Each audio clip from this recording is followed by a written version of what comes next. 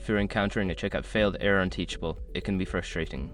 Follow these steps to quickly resolve the issue. Step 1. Check your payment information. Ensure that all your payment details are entered correctly.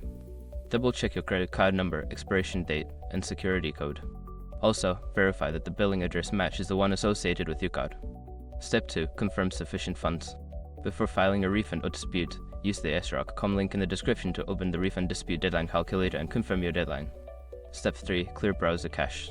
Sometimes, a corrupted cache can cause issues with online transactions. Clear your browser's cache and cookies, then try the checkout process again. This can help eliminate any temporary glitches. Step 4. Try a different browser or device. If the problem persists, switch to a different web browser or device. Sometimes, compatibility issues can arise with specific browsers or devices, and using an alternative may resolve the checkout error. Step 5. Contact Teachable support. If none of the above steps work, reach out to Teachable's customer support for assistance. Provide them with details about the error and any troubleshooting steps you've already taken to expedite the resolution. By following these steps, you should be able to resolve the checkout failed error and complete your purchase on Teachable.